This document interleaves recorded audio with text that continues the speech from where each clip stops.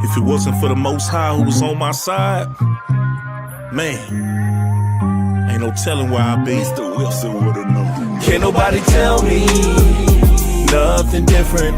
The Father's been good to me. So good to me. Yeah. Wave your hands if you feel me. I'm a witness. Yahweh's been good to me. So good to me.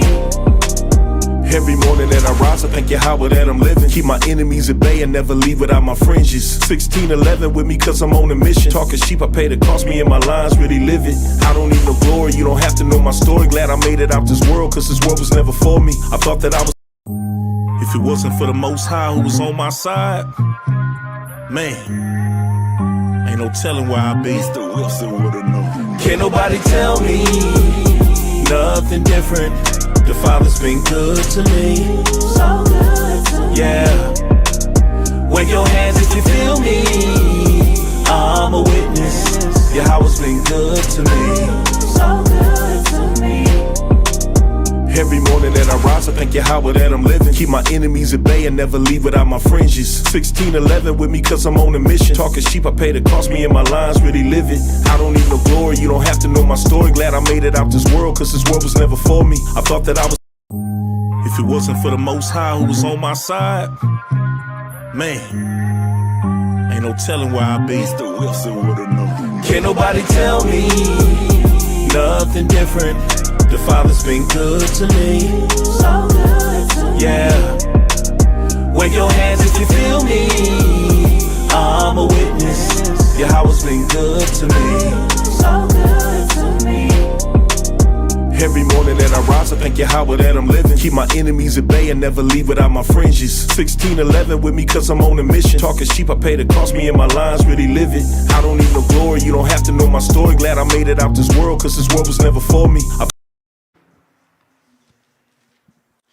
Shalom, shalom, Israel. Welcome back to another edition of Bible Basics. I'm your brother Shamar Yah, and to my right, Brother Rakab Allah. all praises. And tonight we're going into, the title is Love the Brotherhood. Love the Brotherhood. Let's start off with Psalms, with the classic 133 and verse 1. This is the book of Psalms, chapter 133 and verse 1.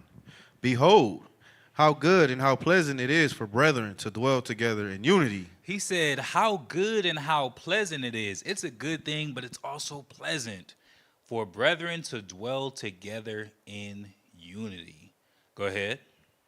It is like the precious ointment upon the head that ran down upon the beard, even Aaron's beard that went down to the skirts of his garments. He said it's like precious ointment.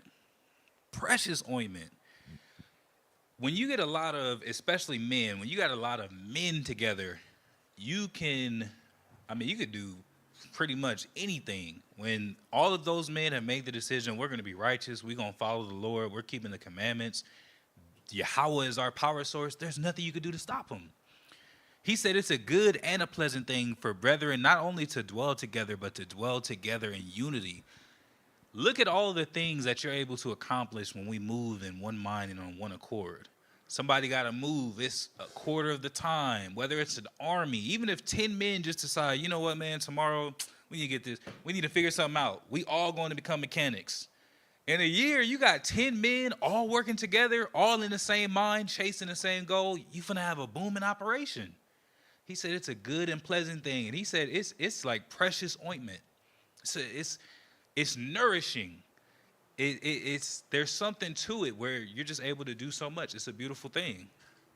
Let's go to 1 Corinthians chapter 1.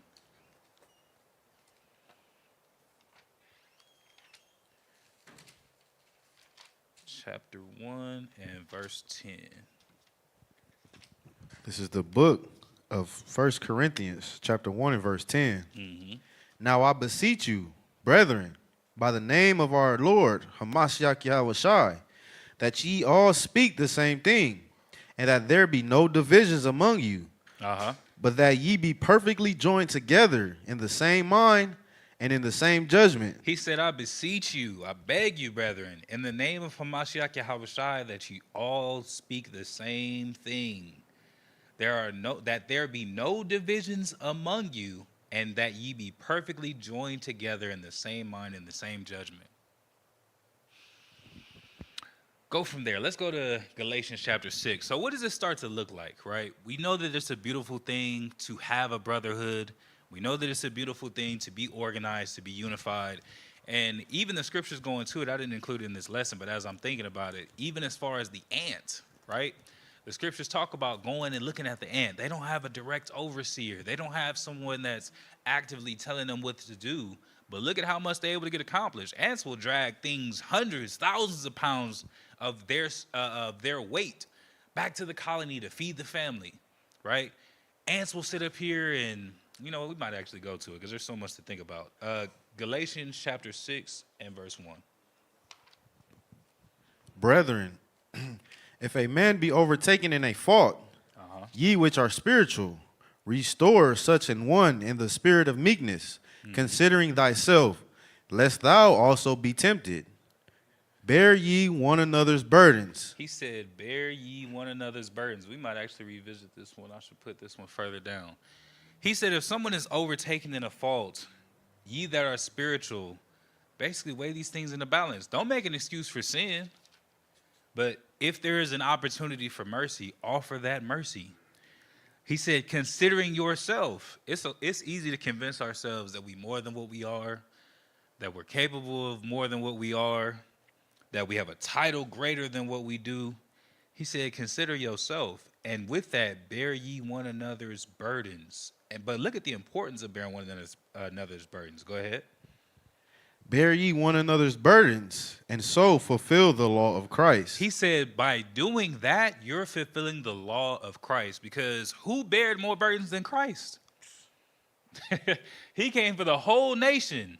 Even Nicodemus was like, hey, y'all got to consider this is a good thing that this man do this for us. You talking about we're all so far gone, all so estranged. You got our people all throughout all these different lands. You got people in Galatia and Corinth and this country, that country, scattered abroad with only more destruction to come. We need a reset. And he said, when you bear one another's burdens, so ye fulfill the law of Christ. Shalom. Because who did he laid down the example to take upon all the sins of the entire nation and say, I'll pay for it. I'll atone for it. Take me instead.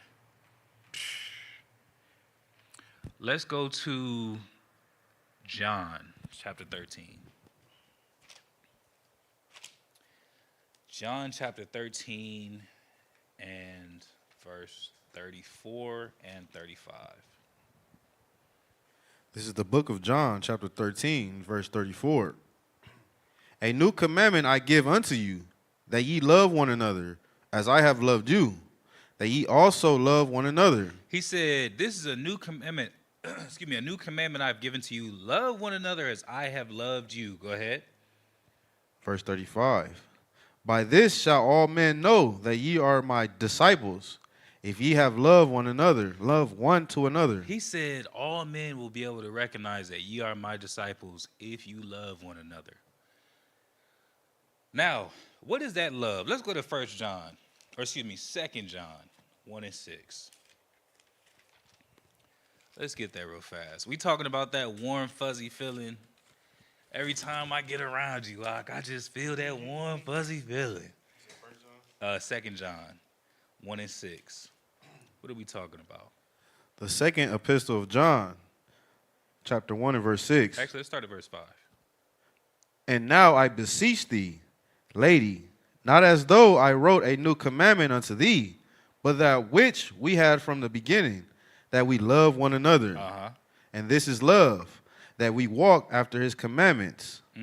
This is the commandment, that as ye have heard from the beginning, ye shall walk in it. So to really love your people, to love the brotherhood, is to apply these commandments. And when you look in the law and you see all the different categories, you see all the things that are split up is a common saying. The Bible is not just all thou shalt and thou shalt not. Some of it is. There are very specific commands, thou shalt not, and there are aspects that go into brotherly love with that, right? You have laws so specific. It says if you see somebody, sheep running down the street, whether you like them or not, it's your obligation to get up, get that person's sheep, not just get it, but feed it, give it water, and wait for that person to come and claim it. When you look at the state of our people today, there's so much of just the basic interaction, basic affection, basic bond that's missing. Our people are so deprived of just regular pleasantries. Even when you're walking down the street, it's like a surprise when somebody actually speaks to you. Hey, how you doing, brother? Oh, hey, how you doing? A lot of times people use the greetings as like a diffusal nowadays, right? Yeah, you know what I'm talking about. People kind of like diffuse each other. Man, Hey, how you doing, brother? Right. You know, you in the ghetto, they be like, hey, you kind of look a certain way. I kind of look a certain way. I got some long hair. You might have a cap on backwards. We get to, hey, how you doing, King? Oh, you good? All right. You come in peace. All right, I'll pray. It's crazy. You walking down the street, I can't tell you how many times if I'm passing by somebody, whether it's in a store or just walking down the street, hey, how you doing? How you doing? And people, they so thrown off by the fact that you speak. You're like, man. Be looking like they seen a ghost. Right. They surprised by it. Like, this is the state of our people, though, right? These are the things that we're talking about. And when you see the law, that's why so many of these things were enforced. That's why so many of these things were written down so that generations to come could still learn and apply what it even means to love. We're coming from a place where we don't even understand what that love is. That love is not that warm, fuzzy feeling. That's what misdirects a lot of people. That's why they start loving vanity. You love who can make you laugh. You love who can make you smile. And that's a beautiful thing. There's nothing wrong with it. But you start to see that person doesn't even treat you right, but they give you gifts. That person doesn't even treat you right, but they make you feel good in other ways. And if they get the opportunity or if they get put in the wrong position, they might do you dirty. But because of the vain things that we're taught as love, oh man, we got the same favorite color. Oh, we got the same this, we got the same that. Yeah, that's a surface level thing, but what are your values? What do you value? What do you actually take heed to? What is your creed? What is your crest? Where do you come from? Because if you're not believing in what I believe, the love can only be skin deep. You don't have the love of God in you. How much can you really say that you love? It's kind of hard to say. Let's go from there. Let's go to Romans chapter 13 and verse 10.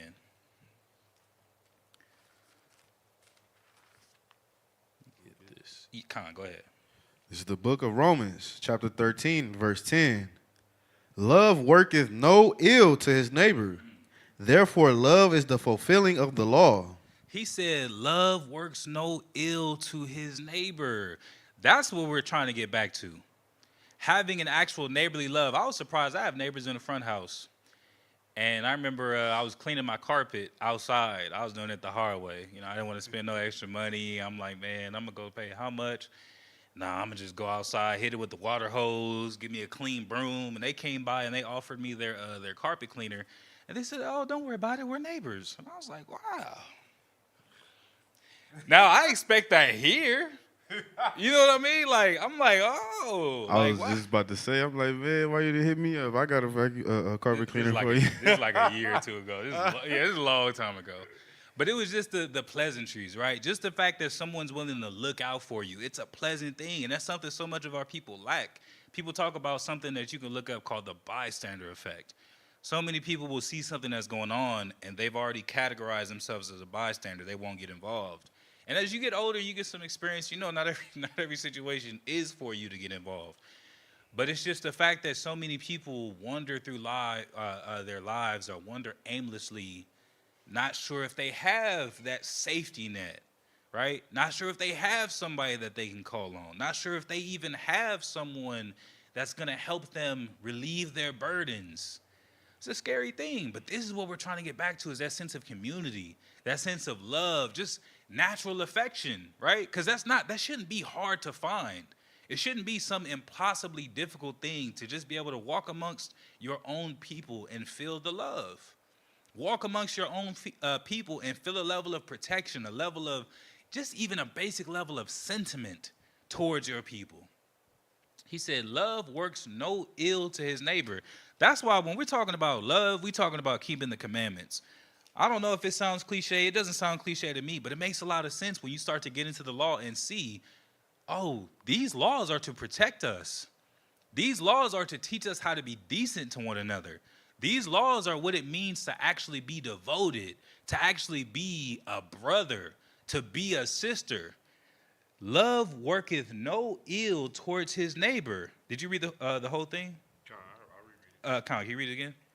Love worketh no ill to his neighbor. Therefore, love is the fulfilling of the law. Therefore, love is the fulfilling of the law. Jump up to verse 8. Let's talk about it real quick. Mm-hmm. Verse 8, owe no man anything but to love one another. For he that loveth another hath fulfilled the law. Go ahead.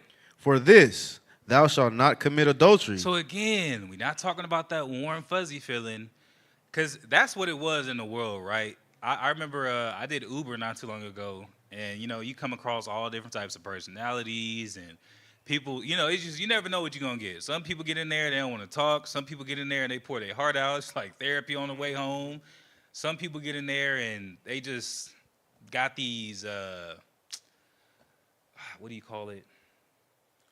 Like, you could see how they think about themselves by the way that they talk. And I remember there was a woman that I was taking to work, and she was just like, yeah, I'm just such a giver, and I just love everybody, and I just love people so much, I just can't stop loving. And she was like, I did a turkey drive this past November, and I did a toy drive for Christmas, and I did I did flower giveaways on Skid Row for the mothers for Mother's Day, and I know she was kind of waiting for me to engage, like, wow, what an amazing person, that's so crazy, that's so amazing, what can I do to help? And I'm listening, and I'm like, well, that's a lot of that is vanity. It sounds like you're doing a good thing, and your intention may be a good thing, but to the Lord, that doesn't mean anything if you're not keeping the commandments. And on top of that, you giving things for pagan holidays, and you actually encouraging sin, just you don't have understanding. But I know what she was trying to get at, right? She wants to do the right thing. But that's not what love is, according to the Bible. He said, if you love one another, for he that loveth another hath fulfilled the law. Because for this, read verse 9. For this, thou shalt not commit adultery. That's an aspect of love. We're a beautiful people, right? But what do they say? Get something like mine. Don't get mine, right? You see somebody that has a good wife, she has good attributes, good virtues. You're not sinning to say, oh, man, your wife takes care of you. Oh, man, you got a good woman. Oh, man, she does right. Oh, I can see the virtue. That's not evil. But to desire what someone else has, that's evil. Go ahead. Thou shalt not kill. Uh-huh. Thou shalt not steal. Go ahead. Thou shalt not bear false witness. Now, think about this, right? Not killing, not stealing, and bearing false witness. Major problems, right? We're not just talking about high crime rate. But even to bear false witness, first and foremost, that has gotten people killed. That has been a major problem. Lies, people getting out of jams, and they coming up with stories. Go ahead. Thou shalt not covet. Now he says, the scriptures talk about coveting the best gifts. It's not wrong, because covet just means to desire. It's not wrong to desire, but you're not supposed to desire what doesn't belong to you. But you know what's crazy? A lot of these things happen amongst our community because there's just that basic love is missing. Everybody, what's the term they use? They call it gatekeeping, right? Everybody wants to gatekeep. And then on top of that, they flex. So first, I'm gonna make sure that I get on, right? Then they go and they pursue vanity. They popping bottles. They in the club. They getting sections. It's just all worthless. But they don't even want to tell you the method on how to get to the other side financially. And they flex and they flex and they flex. And then it creates a covetous type of environment, because then it's only the haves and the have-nots. And that creates a problem within itself, as opposed to just a level of brotherly love to say, man, let me help you out. Let me show you how I did it. It's crazy because the other nations, they don't move like that. The other nations, I don't see them having the same level of issue with covetousness as I see amongst our people. The other nations, they understand, okay, McDonald's is the first way to do it. But that's not the only people who can make burgers. They got McDonald's, they got Jack in the Box, Carl's Jr., In-N-Out, Fuddruckers, Whataburger. You got all these different people that's doing the same thing, and none of them feel like, oh, man, you going to come in and destroy what I got going. They don't have that issue. Go ahead. Thou shalt not covet. And if there be any other commandment, it is briefly comprehended in this saying, namely, thou shalt love thy neighbor as thyself. He said it's briefly comprehended in this saying. As much as you need, or as much as you have desire, as much as you may find opportunity, or opportunity present itself to you, do right by your people. And love your people as they love you.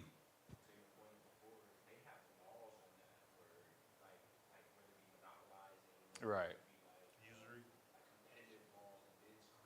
Yeah. Yeah, the other day, they get it. Let's go back to Romans chapter 12. Oh, I'm sorry, we're in Romans. 12 and, let's start at verse 9. The book of Romans, chapter 12 and verse 9. Let love be without dissimulation. Dissimulation. Let's look up that word. Hold on, let me see how to spell it now. I am going to use the Webster. Dissimulation. Let's get dissimulate. Let's get dissimulation.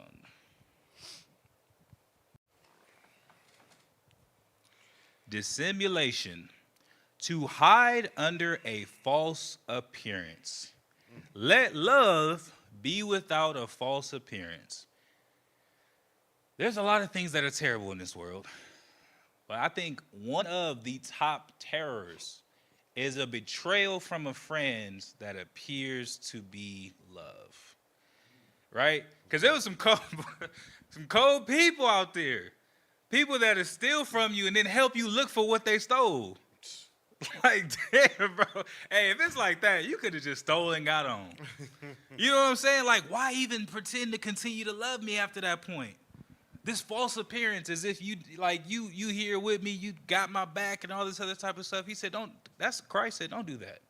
The word says, don't do that. You love somebody, love somebody. If you got variance against them, then stay with that. Or work it out, which is something we're going to get into. But don't sit up here and love somebody with dissimulation.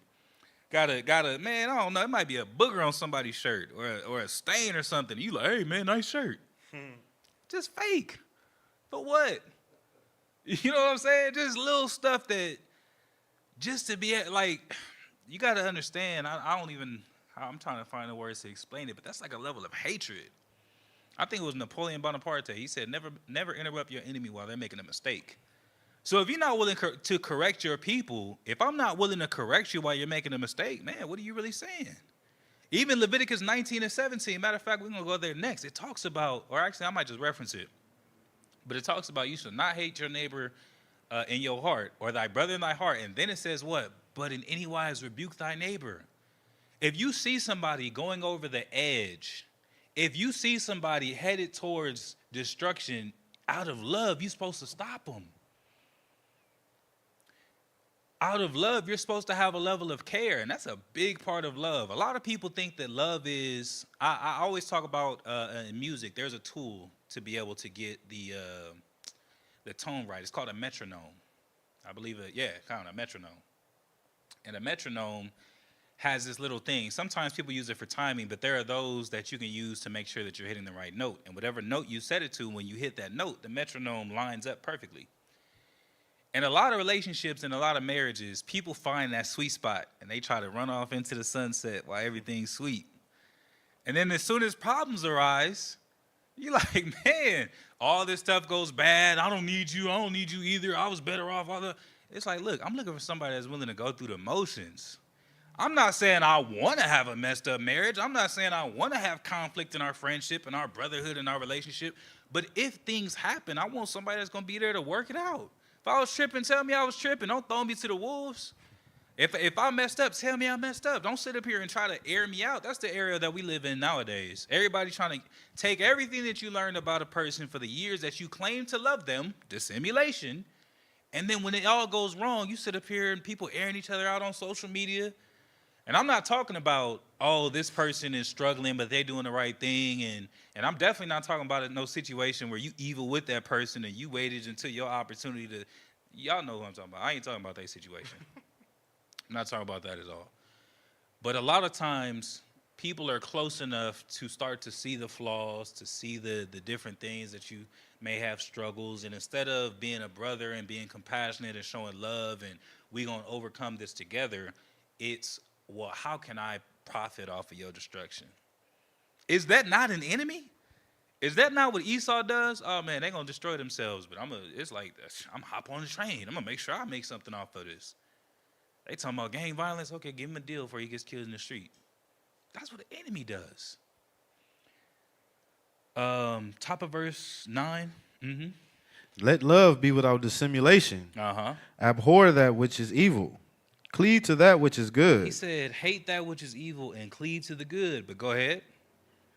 Be kindly affectionate one to another with brotherly love. He said, I want y'all to love each other affectionately, but even go a step further. Go ahead. In honor, preferring one another. Preferring one another. You should prefer your brethren. I prefer to be here. I have, when I'm out, even when I'm dealing with my biological family, and it would be different if I was still, having talks and trying to win them over. I had a recent talk with my grandpa's wife. And as soon as we started talking about the scriptures, I was there reading, and she was like, well, you say you don't eat pork, but doesn't the Bible say that it's not what goes into a man? And I said, okay, well, yeah, but let's go to that scripture. Oh, that's all right. I'm like, man, I can't come to expect much from you. Talk to somebody in my family about their character flaws. I'm like, man, I've been hearing about you since I was a kid. And you was always so sweet. I don't understand. But now that I'm an adult, I said, ooh, got some ways about you. You ruffle everybody's feathers. Everybody else is an adult. And can't nobody seem to get along with you and just don't care. But see, if they're not keeping the commandments, I don't really have much of an expectations of anything. Because I can't really go to, hey, let's go to the scriptures and you know what, let's deal with it. And what is Christ saying? What is the Lord? I can't even approach you on that level. I had somebody in my family straight up tell me, I've been this way for so long and I'm not going to change. I was like, all right, cool. You ain't gonna see, and I'm not saying I can't keep in touch, but I don't keep, hey, that's frustrating to me. You telling me you doing all this wrong, you got all these sarcastic comments, you got all this disrespect, these backhanded, slighted insults, and then at the end of the day, I talk to you about it because I did my best to maintain my composure, and you telling me, well, that's just how I am. Well, you can stay over there. I don't want to be around somebody that's like that. I don't want to be around somebody that doesn't want to correct themselves out of basic consideration for the people around them.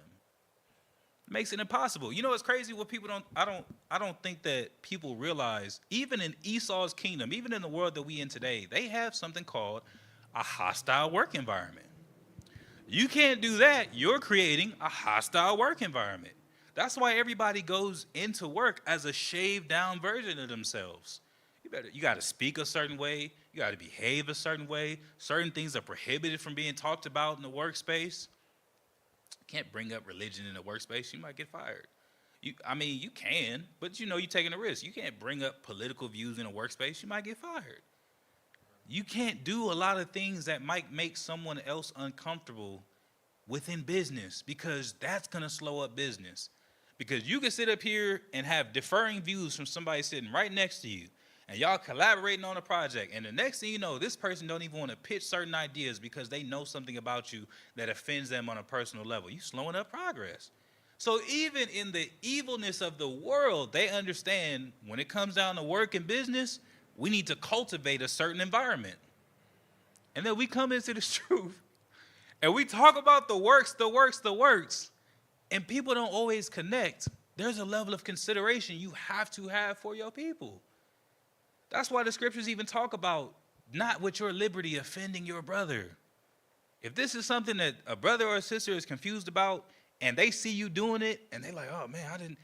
Now there is such a thing as wisdom. We can talk about it. We can work it out. Okay, we know certain things aren't a sin, but you know what? If this is really offending you, this might be your first time around, man. Let's hold on. Let's wait until this person has a little bit more of a bond or more of an attachment, or maybe we just don't do this around this person, period. Consideration. It's not every soul have pleasure in everything, but all of these things are labors and acts of work and of love to make sure that we keep an environment that continues to cultivate love and cultivate growth. He said, but I want you to prefer one another. Let's go to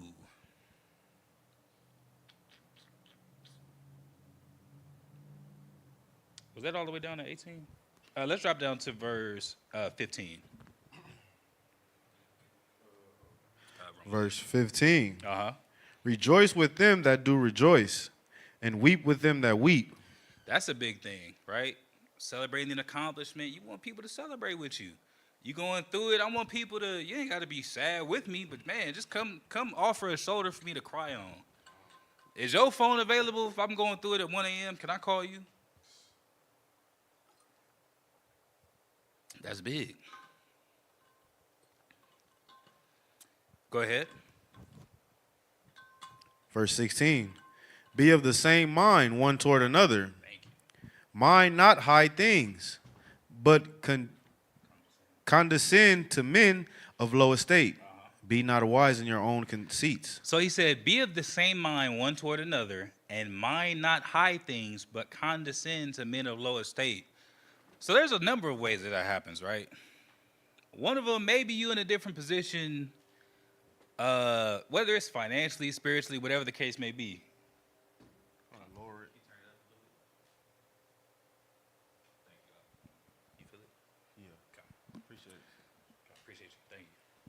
You might be in a different position than your brother or your sister, but it says condescend to them, right?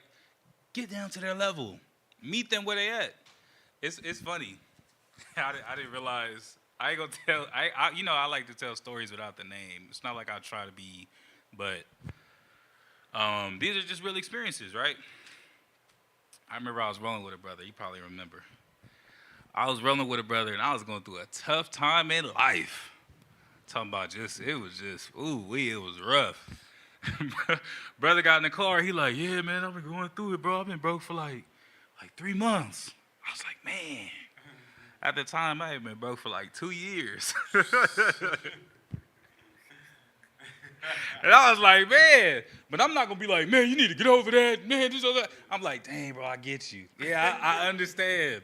Because I remember when it was at with 3 months and I was trying to make it turn around. It didn't turn around at the time. But I'm like, man, I understand what you're going through. There is a level of weak nature that we have to put off. But it's like, I want to be I understand what you're going through, bro. I understand what you're going through, sis. I get where you at because I remember being there. I understand what you're feeling. I understand the how many different directions we get pulled in. It's like, man, you gotta be a husband, you gotta be a father, you gotta be a provider, you gotta be a protector, but then don't get too tough. Then you gotta deal with your wife a certain way, and then you gotta be focused on the works, but then she still wanna go on dates, and there's so many different directions that we get pulled. It's not a foreign thing to say that someone gets overwhelmed. I understand. Then if I'm going through it, man, I'm going through it, and this happened, and I might have had a bad night at home. Man, my wife was just tripping last night. I don't know what I'm going to do, Lord. Another brother might have been going through it for months. Be patient, Be patient. You condescend to people of lower estate. Whatever estate that they may be in, meet them there. Win your brother. Go ahead. Verse 17. Recompense to no man evil for evil. This is another big one. Everybody talking about matching energy. And it's sad because I seen somebody, they said it was both ways. They said, you quick to match energy with his petty. They talking about in the household and in friendships. You quick to match energy with his petty, malicious, this and that. But if your friend say, let's go in on a business, you're not there. Your friend do good for you, you're not doing for them. If your husband or your wife do good for you, you're not doing for them. You're not quick to match that type of energy. And it's sad. Oh, you think you funny? I'm about to really show you. You have to be all that. Let it go. Sometimes you give people that moment, even when they wrong, and they can come back and they can recognize, you know what, man, I was tripping. But if you retaliate in that moment, now it ain't no them going back to realize they was wrong. Now all they can see is, well, I'm offended too. You get a tit for tat, a back and forth, a prolonged. Basically, it's war. It keep going and keep going. So he said, look, don't recompense any man evil for evil. Go ahead. Provide things honest in the sight of all men. If it be possible, as much as lieth in you, live peaceably with all men. He said, and if it be possible, because some people, they don't want peace. Some people are enemies to peace. Some people, they just itch for conflict. They just, man, what we gonna do, man?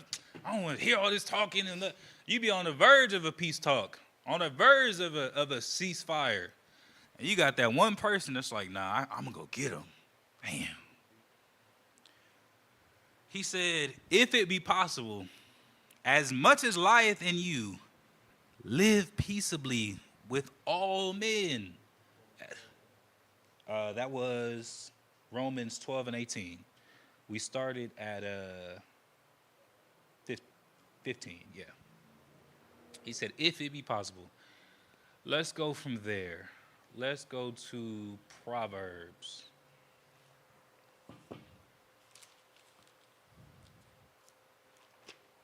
There's a couple of them I'm missing in here, I'm seeing.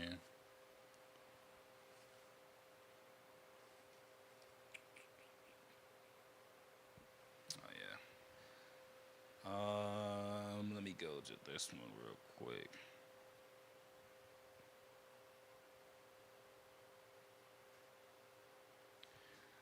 Let's go to Matthew, Salakia. Let's go to Matthew chapter 5.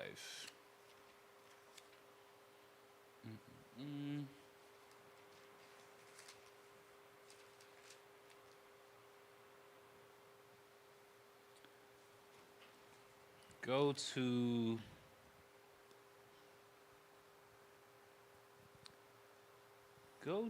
verse, let's start at verse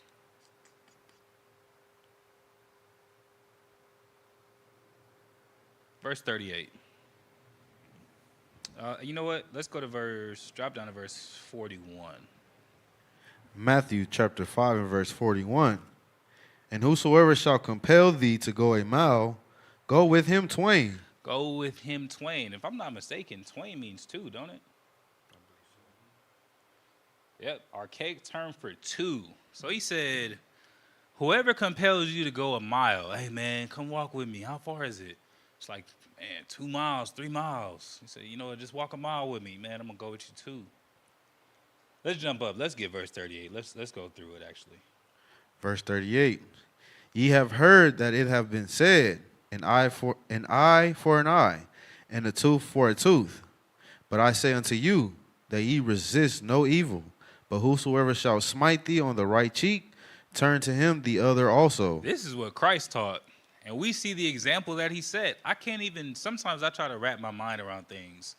And it's like I'll blow a fuse trying to comprehend what it must have been like to be the creator. Of course, through the Most High, but to be the creator and to not only offer yourself willingly and freely as an atonement, but to be killed by your own people, to be surrounded and spit on and hit and talked about by the very people that you're there to die for.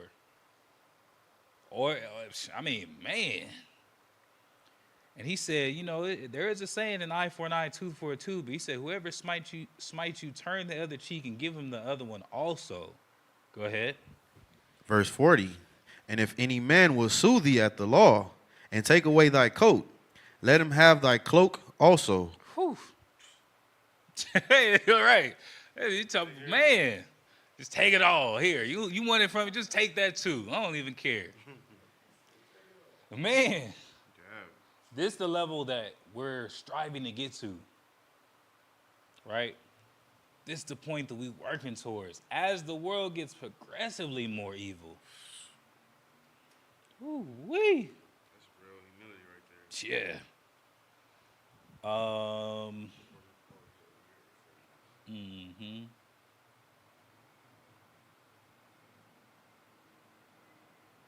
Let's go from there. Let's go to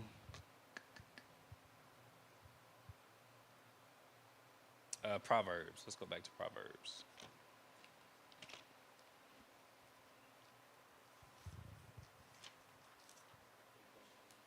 Say it again.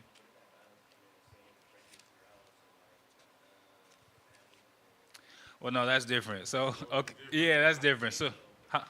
Say it again. Yeah, no, that's still different. So the brother asked, it's a question. How does that come in if someone breaks into your house and your family's? Hold on. I mean, you know what? I'm glad you asked that because I remember, like, damn, I'm supposed to just, like, do I even fight for myself ever? Take his gun and go ahead, brother. Nah, he said, take the gun.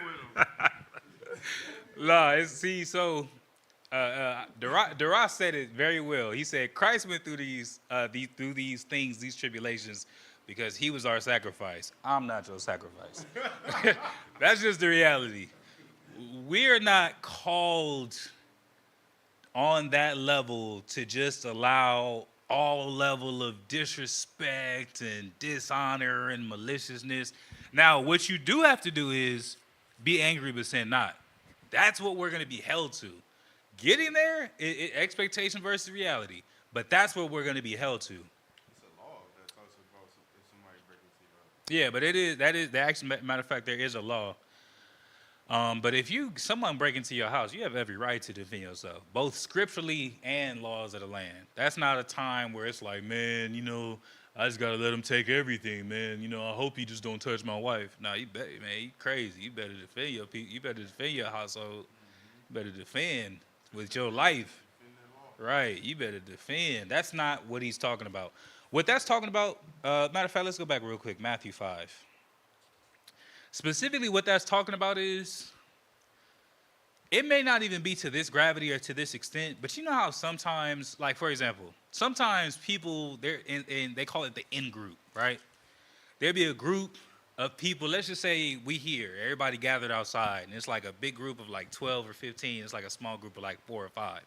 And someone from the 4 or 5 comes along, and they like, oh, okay, they out here telling jokes. Oh, okay, I know, I'm going to start clowning on him. And they getting the laughs that they looking for, and they kind of like hitting some of the places.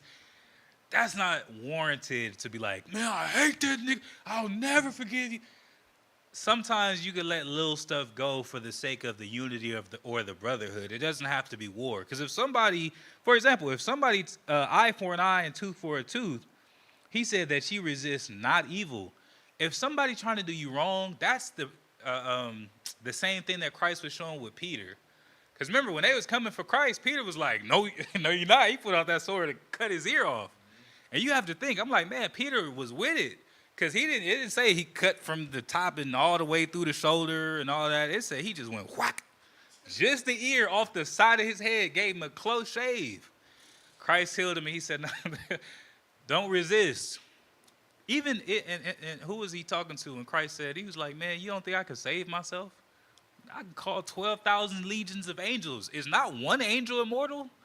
Is not one angel? Did we not see in the Old Testament, in the wilderness, one death angel was sent out amongst the people, and it was tens of thousands to die? So if Christ wanted to, he could have, all right, I've had enough. I was cool with y'all talking, and hey, somebody slapped me. Boom. Hey, everybody here. He could have told the angels, everybody here, everybody, all of them. Don't let nobody live. There was even times where we was going against our enemies. He said, kill the animals. People be there. That's like the tough guy stuff today. That came from the Bible. He said, get the dog. Get the fish. Get everything that they have.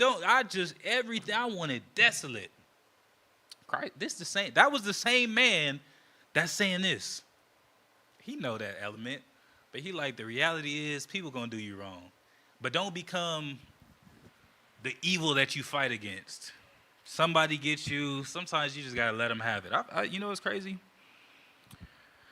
I've seen this many times over.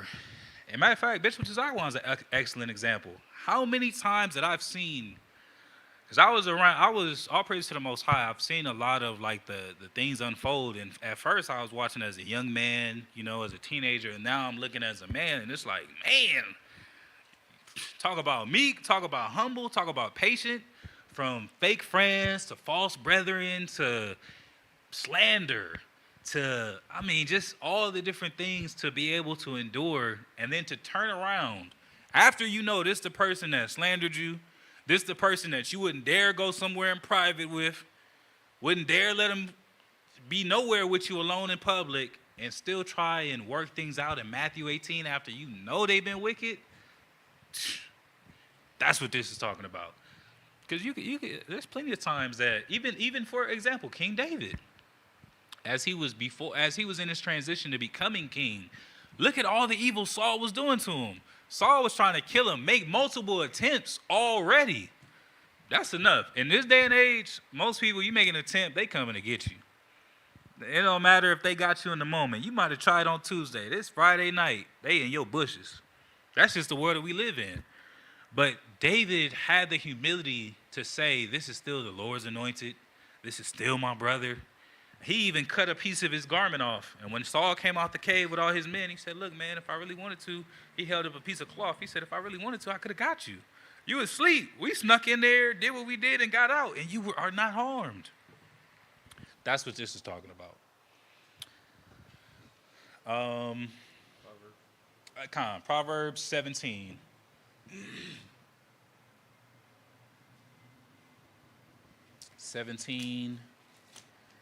And I believe I want 17. Let me see.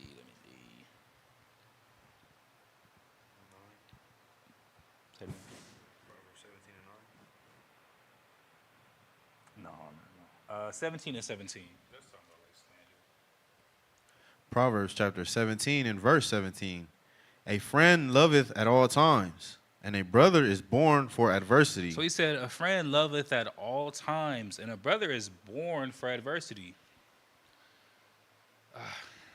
There's different things I wanted to hit. I think we still have the time, though. But basically, a true friend loveth at all times. Whether you up, whether you down, whether you got something to offer, whether you don't, But that's the whole thing, that love without dissimulation is so important, because it goes into things like this. Some people, they love you for a season, and you can kind of start to recognize. You see somebody coming around, and let's just say you having a talk about a business. Yeah, man, we all going to start a business. Me, Rakab, Yashan, Kanak, we going to start a business. We putting up this much. We doing this. We doing that. And then you kind of start to see people picking up on the conversation, and, oh, man, y'all must got money. You know what I'm saying? It's like, ooh, they can, because some people, they'll fall in love with your hand and not care about you. What else you got to give? What else you got? What else can you offer? I need another cup. I need another plate. I need another, hey, what else? What else? What else? That's what the Pharisees were doing. That's why Christ had so much of a problem. They was teaching evil things, teaching contrary to the law, and even with the position, the influence, the wealth that they had accumulated, they were doing nothing for the people. Unwilling to offer, unwilling to give. He said, a real friend, they gonna love you at all times. Whatever your situation is, whatever you're going through, I'm still gonna love you. Now, if you do some wickedness, even then, I might still have a feeling of compassion for you, but I might not be able to deal with you. But he said, but as long as we're not talking about that, I'm gonna love you through every season. That's what love is. You have ups and downs. You go through ups and downs in your weight and your mental health and your status. But a friend is going to love you regardless of what you have or what you don't have. And it says, and a brother is born for adversity. The time in your life where you don't think you're going to be able to make it through. The time in your life where it's all going bad at the same time. Because, man, it happens. That's when you see your brothers. That's when it helps to have a brotherhood. That's why, man, I don't get all these people that be on the outside of Israel. No camps, anti-camp, camp. Bro, man, my whole thing, I'll be like, shut up. You want to be out there by yourself? You want to be Superman, Superwoman, do it all alone? Do it alone, man. You want to compel people to follow your way, but you anti-camp. You got 12 people you talk to about your doctrine, but you anti-camp. You got 6 or 7 people coming to your house on a weekly basis, but you anti-camp. And there's some people, they miserable. And they know they're miserable. But it's oftentimes about dodging that accountability. Oh, man, you know, I've been doing my own thing for so long. How's it working? Maybe you didn't lose your job. Maybe you are still paying the bills. Maybe you still holding it down. What your Sabbath look like? What your walk look like? Who can vouch for you? If an accusation comes against your name, who can say, oh, no, that's a good brother. I know he wouldn't do that. That's a good sister. I know she wouldn't do that. Who can give account of your labor or your work? Who can trust you? And then when you fall into these diverse temptations, where's your help? People be super spiritual. They ain't wear. No, I'm just talking about don't wear fringes, or you wear ZZ's Monday, fringes on Tuesday, nothing on Wednesday. The Lord is my help. Hey, bro, you got to be consistent with keeping the commandments, at least as far as I'm concerned. Whatever relationship you think you got, and I can still call that because I see you don't even wear your fringes consistently. I see you talk about lunar Sabbath. Oh, this month your Sabbath falls on a Tuesday. You was at work every Tuesday of the month. All right, well maybe we don't agree with the 7 day and the lunar, but we can go back and forth about that because you don't want to hear it. But why are you not at least keeping what you claim is your Sabbath? What's going on there? But it says a brother is born for adversity, because when we go into these diverse temptations, or even when your mind is plaguing you, start to lose it. Food don't taste as good as it used to. I'm stressed. I'm vexed. I'm going through it. Money not working out. Whatever it is, your brother being there, it helps. I done had real times. I'm at the house going through it. Just down. Brother hit me up. Hey, man, what's up? You trying to go to lunch? Yeah. I'm in a bad mental space. But you know what? For them 2 hours, it's like all them thoughts is on pause. Having a good time. Y'all, somebody come get me. Hey, bro, what you doing today? Man, let's go get something to eat. Let's go to the park. Let's play tennis. Come here to the church. Brothers up here chilling, smiling. It's hard to go through it when everybody around you smiling. You know what I'm saying? I'm having a good time. Yeah, I'm feeling embraced. I'm feeling loved. Go to Kahan's house. I'm chilling. Ate good, drank good, not $1 in my pocket. Called his eye on 2 in the morning. I need some advice. I need some sound counsel. He said a brother is born for times like that. And I be seeing people that's all anti-camp and stay away from me. And I'm like, dude. And then they run, and it's crazy because when it all goes wrong, then they run to Facebook with it. I need some righteous counsel. Can somebody hit my DM? I said, you don't know who in there and who's giving you advice. Brother on his 4th marriage talking about this is what you're supposed to do. I'm like, ew, how did that happen? He got 3 women talking about they got put away unlawfully, but he out there giving marriage advice.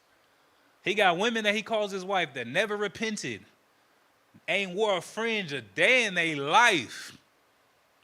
But he charging and talking about tap in, man, come get some counsel. I don't know you. Who can give a test to your works? Who can say what you really out here doing? Let's go to Matthew chapter 25. I said, man, I remember I unfollowed somebody. Not that I care whether I follow you or not, or if I care if my count goes up or whatever, but it's just this one dude, man, that it blows my mind because I've told him before, like, hey, we in LA, like, bro, we right here, come get with us. And every time this dude refuses, and I guarantee you, if I pull up his page right now, he talking about suicide and I'm so depressed and I'm just going through it. And I'm like, dude, because you're out there by yourself. Even Ezekiel, as much faith as he had, that's a righteous man. That's a prophet of the Lord. Even he was like, oh my God, what am I supposed to do? I'm the only one. If this man, now come on, I wouldn't even put myself in the same boat as Ezekiel. And if he had the faith that he had, if he had the devotion that he had, if he had the spirit on him the way that he did, and he was able to talk to the Lord, he got that prayer answered as he's praying it. Lord, they killing all your servants. I'm the last one. And he said, man, I got 7,000 other people that haven't bowed to Baal.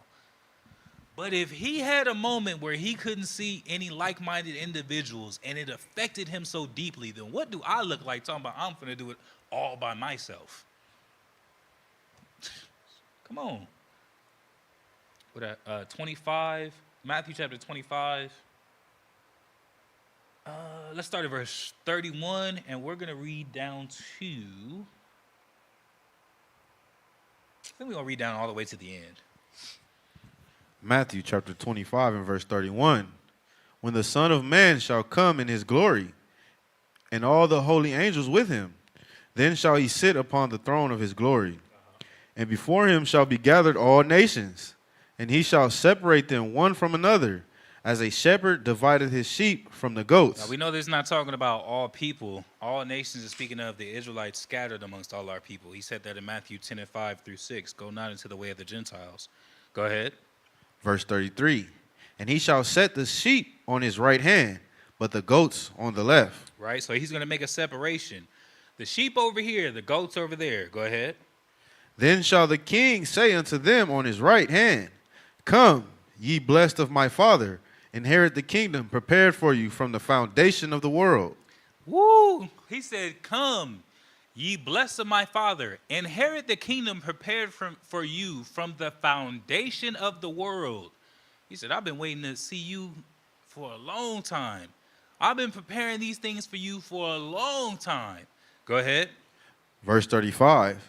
For I was an hungered, and ye gave me meat. I was thirsty, and ye gave me drink. I was a stranger, and ye took me in. Naked, and ye clothed me. I was sick, and ye visited me. I was in prison, and ye came unto me. So we went into this last night, all praises to the Most High, talking about the works, right? What are the works? And a lot of it isn't just the street teaching, isn't just the element of being a teacher, being a leader. There's also elements.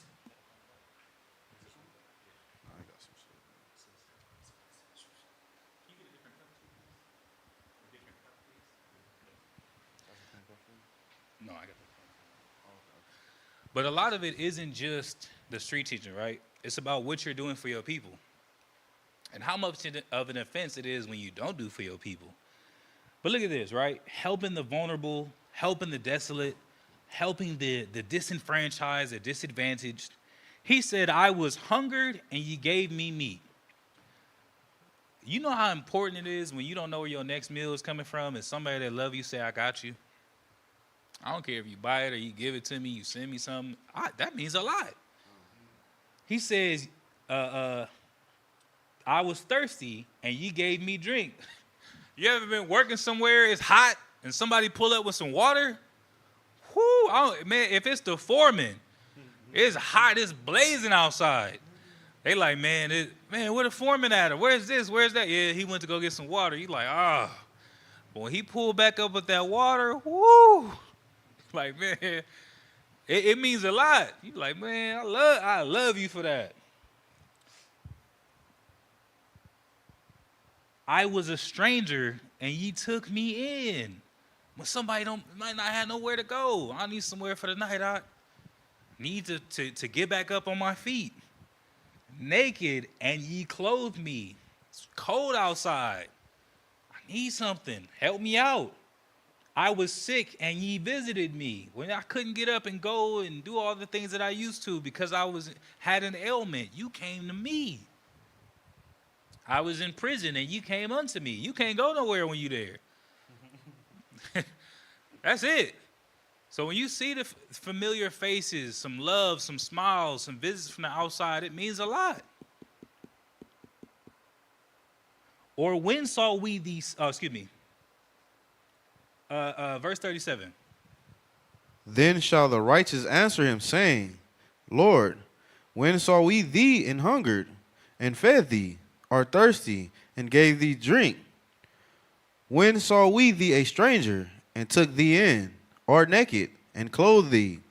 Or when saw we thee sick, or in prison, and came unto thee? So, if you was alive during the brief period that Christ was here, yeah, you might have been able.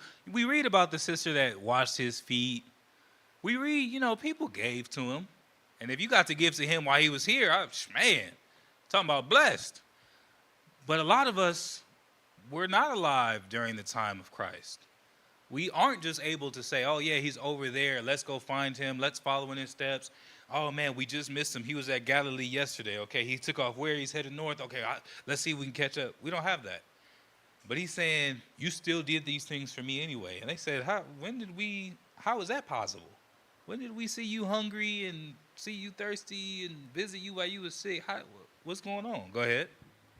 Verse 40. And the king shall answer and say unto them, Verily I say unto you, inasmuch as ye have done it unto one of the least of these, my brethren, ye have done it unto me. He said, if you do it for the least of my people, the least of my brethren, it's easy to give to somebody with a high title, of high regard, with an incredible track record. Maybe it's not somebody that's like that.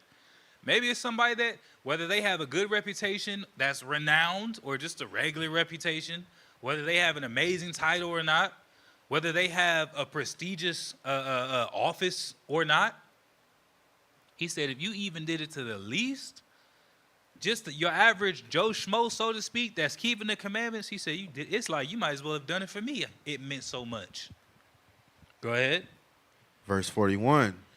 Then shall he say also unto them on the left hand, Depart from me, ye cursed, into everlasting fire, prepared for the devil and his angels. For I was an hungered, and ye gave me no meat. I was thirsty, and ye gave me no drink. I was a stranger, and ye took me not in. Naked, and ye clothed me not. Sick, and in prison, and ye visited me not. Then shall they also answer him, saying, Lord, when saw we thee an hungered, or athirst, or a stranger, or naked, or sick, or in prison, and did not minister unto thee? Then shall he answer them, saying, Verily I say unto you, inasmuch as ye did it not to one of the least of these, ye did it not to me. He said, so now the wicked, they like, well, I didn't even know. He said, look, you wasn't even willing to do it for your people. You wouldn't even do it for the least of your people or for your brethren. That's why you see it was such an offense when King David was, before he was even King David, when he was just David the giant slayer. He and his men, it was only 400 of them at the time. It said that they formed a wall around Nabal's estate, right? And that's huge. First and foremost, I was even thinking on like, well, there's so many different aspects. First and foremost, Nabal had shepherds, but he probably got one shepherd every 100 sheep, 200 sheep. That's a lot that they got to hold down. Imagine if he just added to your workforce 400 people. Whatever you doing tomorrow, it's 400 people that's going to come up and show up and help you. What can't you get done, right? Then the biggest risk of a shepherd is if a predator comes along for one of those sheep, you got to defend the sheep. It was 400 armed men with swords that were men of war, ready. He was like, man, we did all this for you. And the ball was like, who is you? Nigga, I don't know you. First of all, he had to have known David. This is the man that killed Goliath. All of Israel was at a standstill waiting to see what was going to happen to Goliath, the champion of the Philistines, that curseth the God of Israel and call it. Everybody heard about it. You telling me this the man that killed him and you don't know who he is? Yes, you do. And not only do you know who he is as far as his righteousness and how he was a deliverer of Israel, he also protected you on a personal level. Even if you wasn't out there and you didn't see what happened and you kind of just heard the tale, he said, man, I did something for you personally. And even with his excess, Nabal wasn't willing to offer basics. That's why the Most High was like, man, I'm going to put him to death. David, don't even worry about it. I got it. That's a major offense. You're not willing to do for your people? That's a problem. In so much as Those that are going to the lake of fire, he said, y'all never did this. You wouldn't do this. It's a lot of people that have a lot to give that don't give. That's a problem. That's not love. Maybe you don't have and there's different things you can offer, because these are a few of the things that he named, that these are temptations for the most part we all experience. Some of this is financial, right? 30, yeah, 36 is fine. Verse 36.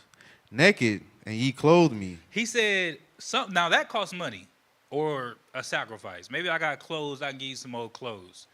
That might be money. But read about, continue on. I was sick, and ye visited me. I've never been to a hospital that charged to go inside. I've never been to nothing that charged you, where they provide medical help and they charge you just to enter in. He said, you could at least came to see me. It was a song lyric that I thought of. He said, how you borrow from your friends, but you don't pay them back. And the things that they need for free, you can't even give them that. That's not love. Sometimes it ain't about you got to have a heavy pockets and deep pockets and big wallet. It's not even about that. You can show love for free. Free 99. And it hold more value. I might not be able to let you, man, you need to borrow how much? Man, 10,000? I ain't got it. But I got 10 fingers. What you need help? Y'all moving? I'm going to be there. I got you. Your tire flat? All right, after the Sabbath, I got you. Oh, man, you need whatever it is. Maybe it's some work. I got you. I'll give you another one. A good word. Sometimes people it's always in a moment, right? Be in a bad moment. Pressure, keep building. Jake going through it. He talking a little reckless. He on the verge of making a bad decision, and you can talk him off the edge. That means a lot. Yeah, that's worth a lot. Worth more than gold. Sometimes money don't solve people's problems. How much money do it take to get over a heartbreak? You're a millionaire. You living in a mansion. But the woman you started it all with that loves you to death, man, she passed away. Didn't even betray you. She just died. What do you give to that man? You going to give him, oh, man, I'm going to get you 10,000. Man, I don't need that money. I could use somebody here with me, though. I could use somebody to watch my kids for 10 minutes. I need to go in this other room and process. I might break down, man. Let me just watch my kids for the afternoon. Man, just take me up here to the whatever. Man, just go with me to the hospital to go see him one last time. Just go with me to the coroner so I can confirm the identity. That means a lot. Those are the things that you can do for your people that show a lot of love. Sometimes it's not about how you help me while I'm already up. I'm already up. I appreciate something here and there. I still appreciate a gift, but if you got 10,000 and somebody buy you a, $200 bottle, you're like, I appreciate that, but I could have gone and done that myself. Technically, I'm still grateful, but I could have. But I can't give myself companionship. I can't give myself, we still need each other. And it's valuable. This is Christ speaking, mind you. What was we at? I was in prison. The end of verse 36, using them as examples. But we can go over. We didn't finish 46. Oh, okay, yeah, let's finish 46. Verse 46. And these shall go away into everlasting punishment, but the righteous into life eternal. But that's how much it means, and that's what we're talking about. When we're talking about keeping the commandments, loving the brotherhood, this is the fulfilling of the law. There's actual laws. Matter of fact, let's get one. Let's go to Deuteronomy.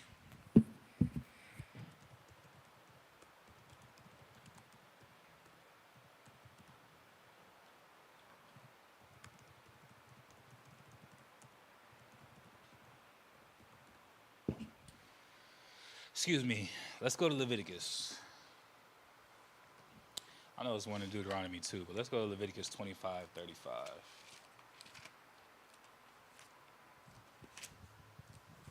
This is the book of Leviticus, chapter 25, and verse 35. And if a man purchase of the Levites, then the house. Hold on. 25:35.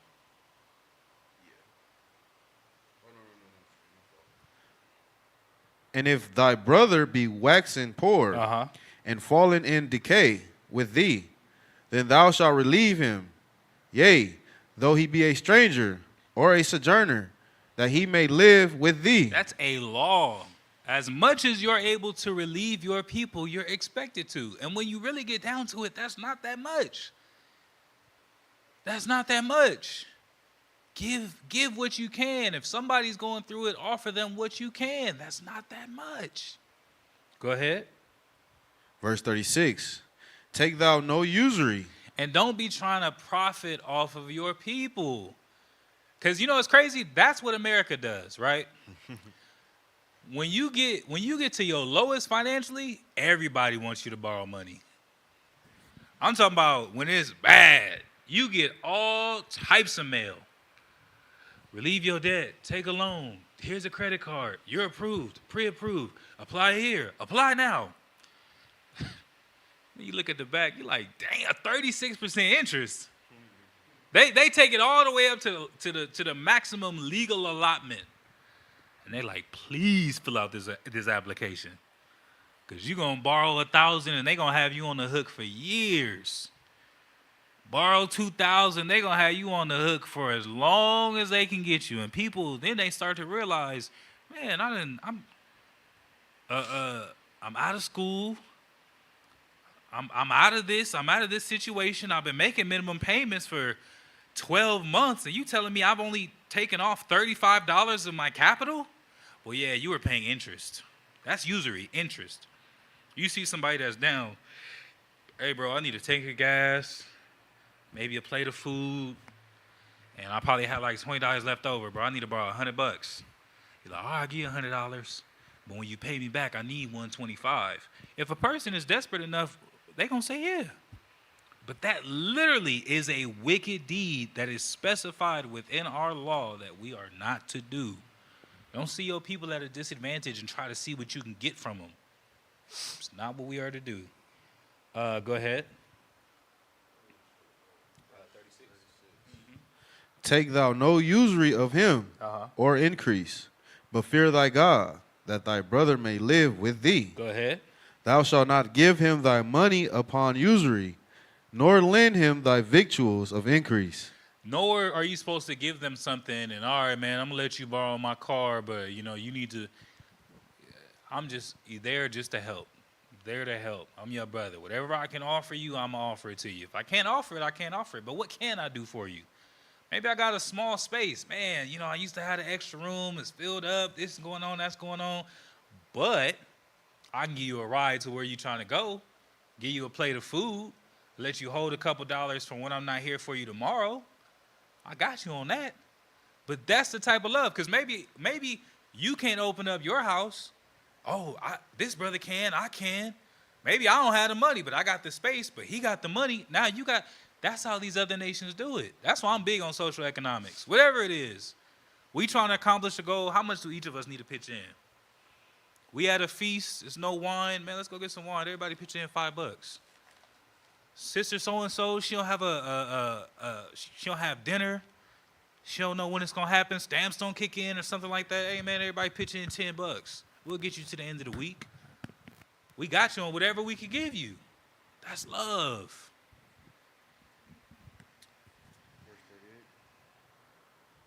Count. No, that's more so at the time.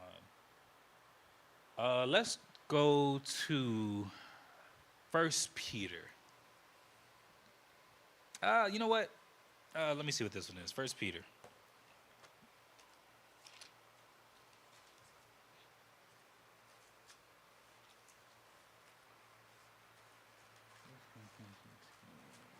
First Peter 2:17.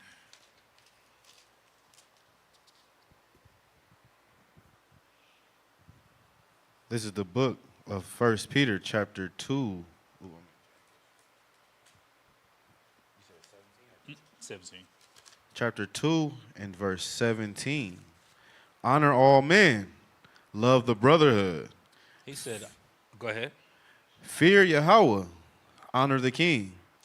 Honor all men and love their brotherhood. Let's go from there. Hebrews chapter 13.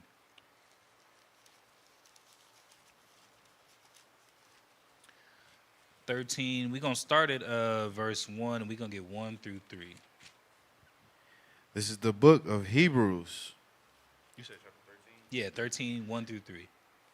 Let brotherly love continue.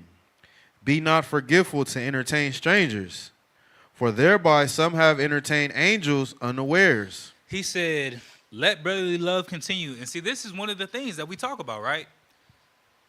So many of the things that people say that they miss or are missing from the world, and the whole time it has a biblical source. People talk about, I remember my dad told me that as a kid. Oh, man, when I was coming up, you used to be able to leave your door unlocked. You wasn't concerned. I remember when I was coming up, I used to go visit my uncle. The door was unlocked. You could just walk in. If you needed help, people was there for you. People would speak. People, and that's more so of a southern thing, and I don't even know how prevalent it is out there in this day and age. But that was a thing, hospitality. That's what it boils down to, hospitality. Hey, and I'm not saying be a fool and, hey, I just met this brother off the street and, hey, come on in my house with my kids and my wife and look, here's all my silver and nah, don't do that. But you know what? Come around back, man. Let's chill in the backyard. I'll bring you a plate outside, drinks outside. Let's chill. I may not know you too well. I might not let you get too close because that's the day and age we live in. The times are evil, but I can still do right by you. Still treat you good, still treat you like family, still leave a good impression. And at the end of the night, oh man, appreciate you. All praise to the Most High. Remember, this is for our God. This is for our Lord. You see how, let your light shine. That means a lot. And he says, some have even entertained angels unaware. I try to be careful of that, right? Get frustrated in a moment. And it's even interesting because you know how sometimes you have those like strange encounters, them odd people, they say certain things to you. You walking in the store with your wife, how you doing, king and queen? Oh, hey, how you doing, sis? Oh. You turn around, a minute later, they just gone. Like, I don't know. I don't know. You never know. That might be a test. Whole time the Lord sitting up here, he hear about your good works. Oh yeah, that's a good person. He might not test you with adversity. He might test you to see how good are you really. Send the blind man. That blind man out there. I dropped my stick. Can somebody help me? Stick way across the parking lot. You see, he done wandered 100 feet from where he was, and everybody else honking their horn, driving right past him, could care less. Or maybe at the most that they're going to do is slow the car down and go around him gently like, man, ain't nobody going to get out and help him? Whole time, that's an angel. They can see the whole time, but they have the appearance. They go back and talk to the Lord. All right, he got out. He got out the car. He helped me. Oh, okay. Sounds good. You never know who it is. Go ahead. Verse 3. Remember them that are in bonds, as bound with them. He said, remember them that are in bonds as if you're bound with them. It's easy to forget somebody when that's not your situation. Oh, man, hey, you gonna call me tomorrow, right? Yeah, bro, I'm going to call you. Maybe 2 weeks go by. Man, my bad, bro. I just got busy. Damn. Time never stopped for me in here, though. Time never changed for me. I was waiting. I've heard so many testimonies from people saying how much that means when they were in those predicaments and somebody sent for them. It means a lot. Go ahead. And them which suffer adversity, as being yourselves also in the body. So he's saying, don't forget those that have these struggles. Don't let a long time go by. You ain't check on them. You ain't see what's going on. You ain't see what they have need. Whole time, you could be their answered prayer. Lord, please, I don't know how it's going to happen. I'm hungry. I don't have nothing. I don't want to steal. I don't want to violate your commandments. And then that be the day you getting some food, you ordering some chicken, and you like, you know what? Let me get the family pack. Let me get the bucket. Let me get them extra 2 or whatever. Next thing you know, you see your hungry brother. Oh man, perfect timing. Let me go ahead and get you some. Or here, bro. Let's go ahead and split what we got. He said, remember them, and them which suffer adversity as being yourselves also. Remember them like you want to be remembered. Let's go from there.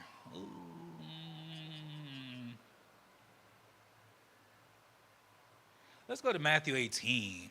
Here's another part, and this is a big part to me, because I see a lot of times, I think this new generation idea of love is, I love you as long as you make me feel good. As long as you entertaining. You make me feel good. That's why, they like, oh yeah, the funny guy, he always, yeah, because they love the way you make them feel. Just in that moment. And people confuse feel good, because oftentimes people just go through their lives on a daily basis not feeling good. They confuse feel good with love. Man, every time I'm around you, I just can't help but smile. But then the moment that you need to apply patience with that person, you ain't got it. That's not love. The moment that person needs some mercy, you ain't got it. That's not love. The moment that person makes a mistake, they step on your shoe and didn't even feel it. Hey, bro, push them in the back. Damn, what happened? God damn. You could have just talked about it, bro. I didn't even know I stepped on your shoe. My bad. But it's like, okay. They just come punch you in the back of your head. You didn't feel yourself step on. Yeah, I didn't even know I did it, bro. I didn't even know I did it, sis. But that's the idea. That's the Disney version of love, right? Oh, my prince. Oh, my princess. You just make me feel so good, and you just make me feel so amazing, and you just make me feel so free, and you just make me feel. And they try to, they metronoming. They get that right little bit of harmony, and they try to ride off into the sunset. Then the moment that you need somebody who's going to be there through your ups and downs, they're not there. You make a mistake, that's your mistake. You in adversity, that's your adversity. You miscarry, that's You missed the mark, no, that's not love. But it's not always going to be the fantasy perfection that we see on TV, where you just see this happy couple that never has an argument. That's unrealistic. And that's the disservice that we're doing for the new generation, to keep feeding them these Disney ideas of love. Because then when they get hurt, they don't know what to do. You made me feel bad. You made me angry. You made me sad. Yeah, we striving for perfection. I might slip up. I'm not saying you have to tolerate maliciousness. That's what we shouldn't be doing to one another. But if somebody has something that you need to work with, love them through that. Love them through the things that they may struggle with. Love them through their ups and downs, if you love them. And I'm not talking about, man, I had an up and down. I committed adultery Thursday, but I had a good day Friday. Whoa. That ain't what we're talking about. We're not talking about violations of the law. We're talking about we're not talking about violations of the law unto death. But somebody that's struggling. Even if you're the one who got the short end of the stick. That's why he said, let's Matthew 18. Let's read from 15. We're going to read a good portion of this. But let's just, I think all the way down to 22. This is the book of Matthew, chapter 18 and verse 15. Moreover, if thy brother shall trespass against thee, go and tell him his fault between thee and him alone. If he shall hear thee, thou hast gained thy brother. That's another big one. Don't try to make people public examples. People can't wait to find some dirt on somebody that they really have been loving with dissimulation for a long time, and they find some dirt and they're like, yes, I'm finna go get all the views. I'm finna air you out. I'm finna talk about you. I'm finna embarrass you. And again, I am not talking about the situation that might be coming to y'all heads online. I am not talking about whatever they got going on over there. I'm talking about real sincere brethren that, you know, may have miscarried at one point, because that definition is to miss the mark, to make a mistake. Don't air them out. It says you're supposed to go to him and thee alone. Don't get all these people involved, because that's what people want to do nowadays. Hey, bro, didn't I tell you said you was going to have my money on the 21st, nigga, it's the 22nd, so you're going to need to pay. It's like, bro, was you ever my friend acting like that? You said I sold you the 21st, it's the 22nd, and you acting like that? Whole time I got paid on the 23rd. Didn't even have it today, but now I see where you stand. Appreciate you. That's sad, though. That's not how we're supposed to be dealing with one another. And that does a lot of damage to even that person on an individual level. They're not just going to associate that evil with you. They're going to generalize. See, that's why I don't mess with niggas. See, that's why I don't mess with camps. You hurt them. A lot of people, their pride stems from a place of trauma. That word, I believe it's a Greek word that means wound. It comes from a wound. Somebody somewhere did them dirty, and they don't never love the same. Get your heart broken. I think everybody, that's the crazy part. We live in a day and age where heartbreak is like a canon event. Hey, he got to go through it. Damn, what? Help me. I don't want to go, well, you know, I done made my mistake. Right? I'm just being funny, but that's just the day and age that we live in, where it's like these devastating moments in life be just normal events. Oh yeah, you know, it's like you gotta go through your first heartbreak, gotta go through your first time getting cheated on. No, you don't. That's crazy. That's not how Most High willing I'm raising my kids. You do not have to go through that stuff. But go with that one person. Don't get no pride involved. Don't bring no audience. You just want to be right so bad. You just want to clown and embarrass them. Go to them alone. Go ahead. Verse 16. But if he will not hear thee, then take with thee one or two more, that in the mouth of two or three witnesses every word may be established. So it says, now, if you had a conversation with that person and they just refuse, not even, man, you know what? I don't fully understand, but if I offended you, bro, I apologize. They just, whatever it is, no matter what you say, they're not willing to get to that point. It says, well, now, then take with you just one or two more people, just so that they can't sit up here and say something that God said that didn't get said. And that, you know, that sometimes happens too, but that's part of human nature. You ever seen somebody, they remember something way worse than you remember it? Y'all talk about the situation, they was like, and then you told me, F me. I said, what? I just told you I didn't rock with that. I just told you was wrong. When did I say that? It's funny, everybody's pointing that detail out. If you like movies, I like movies. The Incredibles, right? What did that come out, 2004? Somewhere around that time. You can see, so you had Mr. Incredible, right? Super buff dude. And he had the kid, Buddy, who at the time he was calling himself Incrediboy. And he was like, I want to be just like you, and I just want to, and in the original, the event, Mr. Incredible was holding Bon Voyage, and he was telling him why he had the villain hemmed up, and he was like, man, just go home. And then when that kid grew up and became Syndrome, and he remembered that moment, he just remembered Mr. Incredible standing over him, treating him like he was worthless. And then people are going back, and they're like, that's not how it happened. He was in the middle of, he was trying to, you could see, but basically that's just an example of something that I think a lot of us saw as kids. The way that he remembered it was totally different from how it happened because he was hurt. So with all the time that went by, his memory got more and more misconstrued and more twisted to where he remembers something completely different from how it happened. So that's why he said, you know, sometimes people don't be intentional. What they did might have done damage, but it might not have even been intentional. That was the way he legitimately remembered it, even though that's not the way it happened. But that's why he said, if you can't win that person over, take one or two more. And then when they try to bring up that, man, you was telling me, I remember, because you was standing by the stairs, and you was standing over me, and it's like, bro, we was all sitting down. Yo, ma, it's something going on. And we can work it out, though.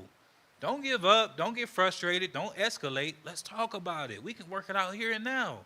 It don't have to be something noised abroad to the world. It don't have to be something I dangle over your head. Well, you know how your memory is. You know how you be. That's not love, bro. Verse 17. And if he shall neglect to hear them, tell it unto the church. But if he neglect to hear the church, let him be unto thee as an heathen man and a publican. So he said, if he don't hear 2 or 3 of y'all, then you got to escalate even more. Now you have to bring it to the church. You got to bring it before all the people. Sometimes having to explain or say something out loud makes you realize that it don't make as much sense as you made it make in your head. And if that person refuses to humble themselves or just doesn't understand, we're on the 3rd occasion, and you bring it before the church, whether your church is 10 people or your church is 1,000 people, you bring it before the church and everyone is saying unanimously, Ak, you wrong. Sis, you wrong. It said you're supposed to reject that person. Count them as a publican and a heathen. You can't be around here. You refuse to humble yourself. What won't you do as long as you can justify it? You do everybody. Man. And if can't nobody tell you otherwise, then you can walk away with a totally twisted narrative. And it's sad the day and age that we live in because, again, that's what social media allows people to do. You don't have to be right on social media. You just got to get on there and make it look good. Sister be a demon of all demons, but she can get on social media and, I don't know. I was just trying so. Here's the cold part. They might even be real tears, but she telling a lie. You might even be really crying, but you lying. Straight wicked. And the 80 people, 100 people, 150 people that you was around that know the truth, that know that you're a liar, they're dwarfed by the 10,000 views that you get. I mean, how 10,000 people telling you, oh, that's so messed up. Well, of course, they only know your side. That's the day and age that we live in. But things will be set back in order soon. But he says, if he refused to hear the church, if you got all these people telling you wrong and he said, man, count that person as a heathen and a publican. They can't be around. Whatever your repentance and your walk look like at this point, you got to go. Maybe they're willing to, admonish or be admonished. Maybe, they go out there, they leave a week later, car accident, granny had a heart attack, and this happened, that happened. You like, man, it just made me reflect, bro. I was wrong. I apologize. Maybe. Unless they get to that point, you got to go. Go ahead.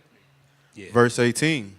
Verily I say unto you, whatsoever ye shall bind on earth shall be bound in heaven, and whatsoever ye shall loose on earth shall be loosed in heaven. Let's drop down to verse 21. Verse 21. Then came Peter to him and said, Lord, how oft shall my brother sin against me, and I forgive him? Till 7 times? So, Peter was asking, he like, look, we know Peter was about that action. He like, look, how many times I got to forgive somebody if they offend me? 7 times? You got to do the same thing 7 times? But what'd he say? Verse 22. Yahweh saith unto him, I say not unto thee until 7 times, but until 70 times 7. He said, now you can do the math and get 490. We always laugh. That don't mean be taking a tally. You have 472. You have 488. You waiting like, all right, he gonna keep doing it, man. But basically, you gonna probably lose track. Keep forgiving someone that many times, right? And especially if they're a good brother and they're not just all out wicked, just disrespecting you every time they come around, you shouldn't even have to forgive them that many times. But for those of your brethren that are trying to seek the Most High, do right, strive for righteousness, he said, you need to have a lot of forgiveness for them. You need to offer them a lot of space to repentance. Because you never, and they gonna get their stuff together at some point. but bear with them. That's huge. To have somebody to bear with you. Not just when it's fun and creative, not just when it's cool and convenient, but somebody that, man, I'm really going through it. I need your help. Means a lot. Let's keep going. Verse 23. Verse 23. Therefore is the kingdom of heaven likened unto a certain king, which would take account of his servants. And when he had begun to reckon, one was brought unto him, which owed him 10,000 talents. So we actually recently went into this, I think about 2 or 3 weeks ago. And it's a servant that owes basically a king an crazy amount of money. Money that he's basically never going to be able to pay back. But the king, matter of fact, let's just keep reading. We're already here. Verse 25. But for as much as he had not to pay, his Lord commanded him to be sold, and his wife, and children, and all that he had, and payment to be made. So he was like, man, take it all from him. Sell everything he got, even his wife and kids. Go ahead. There, the servant therefore fell down and worshipped him, saying, Lord, have patience with me, and I will pay thee all. So realistically, it was so much money, he's not even going to be able to pay it. He's not going to get there. He can try, but he's not going to get there. But he was like, Lord, just have patience, and I'm going to give you what I owe. Go ahead. Verse 27. Then the Lord of that servant was moved with compassion and loosed him and forgave him the debt. So this is one thing that I don't remember if we focused on. But not only was he willing to work with him and say, if you just give me time, I'm going to pay you everything, knowing that that's not realistic, he said, I'll do you one better. Instead of giving you another 10 years to pay this debt you ain't going to never pay, we can both have a better peace of mind if I just say, don't even worry about it. I'm not going to be trying to tally how much you done paid back and how much you still owe. And you don't have to worry about losing your wife and kids and everything that you do have. Right. Man, he way twain with him. T-Way with him. Way out there. He said, I'll just forgive the debt altogether. Don't even worry about it. That's even more than what the servant was asking. But now look what this servant does. Go ahead. Verse 28. Uh-huh. But the same servant went out and found one of his fellow servants, which owed him 100 pence. And he laid hands on him and took him by the throat, saying, Pay me that thou owest. And if I'm not mistaken, it'd be kind of hard because there's so many different people's estimations on the values of these monies mentioned in the scriptures. But I know the woman who threw 2 pence into the alms at the temple. Oh, 2 mites. That's right. It was 2 mites. And I think that was like half a penny or something crazy. So 100 pence is not a significant amount of money. Maybe $100 by today's time, maybe a little bit more, but not like life-changing money. He grabs him by the throat, bully style. He middle school, got him up against the wall. Loan shark. Right, loan shark. Go ahead. Verse 29. Oh, my bad. He said, pay me what thou owest. Go ahead. And his fellow servant fell down at his feet and besought him, saying, Have patience with me, and I will pay thee all. And he would not, but went and cast him into prison till he should pay the debt. So when his fellow servants saw what was done, they were very sorry, and came and told unto their Lord all that was done. Uh-huh. Then his Lord, after that he had called him, said unto him, O thou wicked servant, I forgave thee all that debt, because thou desiredest me. Shouldest not thou also have had compassion on thy fellow servant, even as I had pity on thee? Uh-huh. And his Lord was wroth, and delivered him to the tormentors, till he should pay all that was due unto him. So likewise shall my heavenly Father do also unto you, if ye from your hearts forgive not every one of his brother their trespasses. The crazy part about it was not only did his Lord forgive him, but he had a debt he wasn't ever able to pay that got forgiven. And his fellow servant had a debt that he probably could have got to him pretty quickly. He probably could have been like, all right, I'm finna go hard this week and get you your 100 pence. I'm finna go hard this month and get you your 100 pence. Who knows how long that debt would have taken to pay off, but it was achievable, I think, fairly easily. But he wasn't willing to forgive. And the reason, and it's crazy because this is Christ speaking. Think about all the things that we've done in our time, whether you was before coming into knowing you was an Israelite, or you've done these things since you've known you was an Israelite. Christ has offered all this patience and all this mercy to give us an opportunity to repent, knowing we could never even pay him back. Even if you do I'm talking about you have a clean track record and you get all the way to the gates of the kingdom, he like, that's the least that you could have done. He gave his life for us. He said, okay, so you gave it back. That's the least. Now, if Christ could easily be like, all right, I lived my life for you and I died. You lived your life for me and you died. We even. Now, where does this kingdom come in? Because you get a reward now too. How are you going to pay me back for that? There is nothing that we can give him that would really absolve our debt. He said, but I'm going to have mercy on you nonetheless. But you telling me we're getting forgiven by the Most High and by Christ, and we can't forgive each other? A little fallout, a little problem, spirals out of control and becomes a lifelong issue? That's wicked. Thus saith the Lord. That's a wicked deed. He like, I forgave you all this money and your fellow servant, somebody just like you on the same level as you, y'all both my servants, and you couldn't forgive another servant, but you want forgiveness from the king? He said, man, take him to torment, which is basically the lake of fire. Couple more. Let's go to Tobit, chapter 4.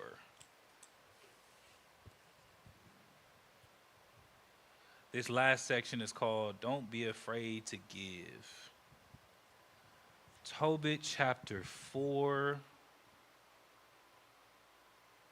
And let's start at verse 7. Tobit chapter 4 and verse 7. Give alms of thy substance, and when thou givest alms, let not thine eye be envious, neither turn thy face from any poor, and the face of God shall not be turned away from thee. So he said, don't let your eye be envious. Don't sit up here and give and then feel like people owe you. And man, remember the time what did they say? Give. Hold on. Let me make sure I get this right. Give without keeping track and be given without forgetting. I think it's pretty much that sums it up. When you give to people, don't be sitting up here keeping track. Man, I done helped you 3, 4, 5 times. Unless it's something, some they keep getting themselves. Hey, man, I know this is stupid, Ricard, bro, but I just went to the casino and just lost it all. I need $60, bro, just to get some gas in my tank so I can get to work this week. Then next Sunday, I come to you again. Hey, Ricard, you ain't gonna believe this, bro. Yeah, all right. We gonna have to slow this down. Right, you would believe me if I told you. Hey, well then that's when that wisdom comes in. You know what? If I feel like I'm hurting you every time I help you.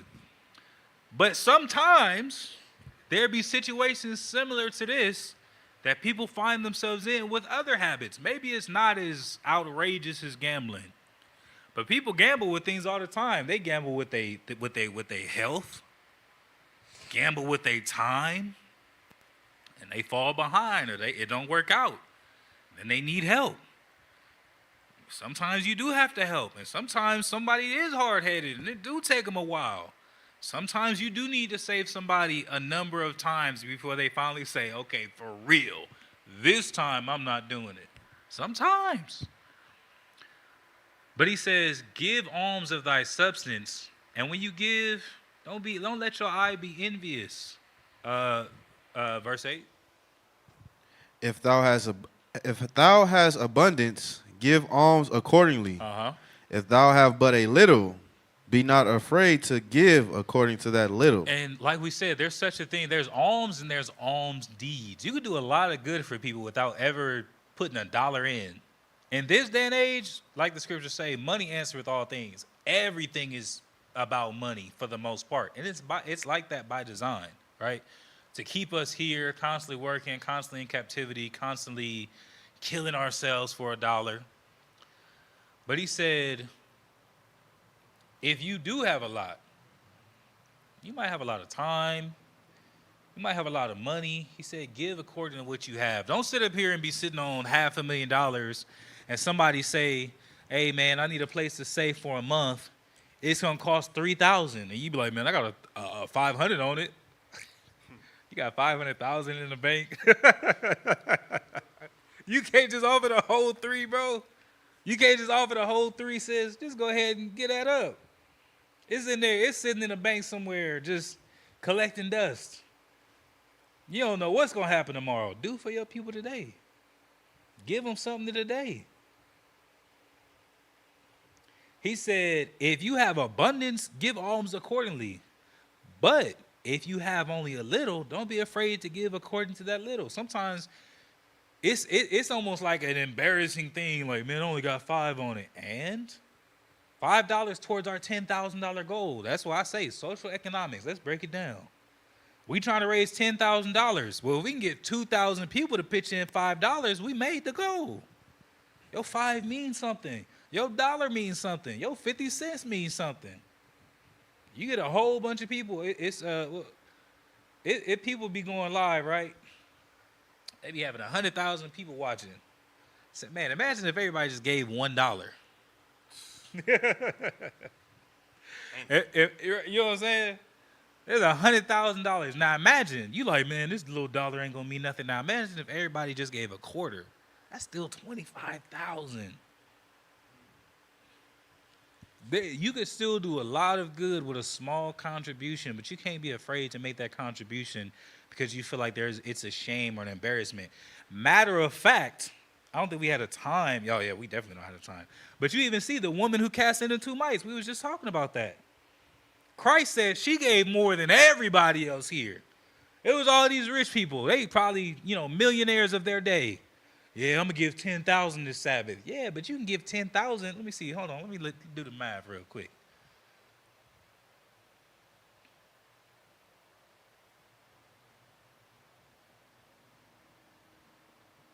You can give 10,000 100 times. Imagine a rich person, they got $1 million, man. Yeah, I'm going to give $1,000 this Sabbath. Yeah, but you could do that 1,000 times. I'm not saying it's not still something to somebody, but it's not like it's a huge portion of what you got. But the woman who only had 2 mites, let's just say she had $2 and she put that whole $2 in there. He said she gave 100%. She only had 2, she gave them both. You got $1 million, you only give 1,000, you giving like what? 0.1% of what you got? You got $1 million, you give 10,000, you giving 1% of what you got. This woman gave 100% because she was willing to give when she didn't hardly have nothing to begin with. Christ said that meant a lot. He stopped everybody. Everybody hold up. Look what just happened. See this woman? She gave more than everybody. That's an honor. For Christ to have stopped the room and, hey, y'all, look at what she did. That's a good example. That's an honor. Verse 9. For thou layest up a good treasure for thyself against the day of necessity. Go ahead. Because that alms do delivereth from death. Whew. And suffer not to come into darkness. He said alms deliver from death. He said you lay us up good treasure for the day of necessity, for the day of your need.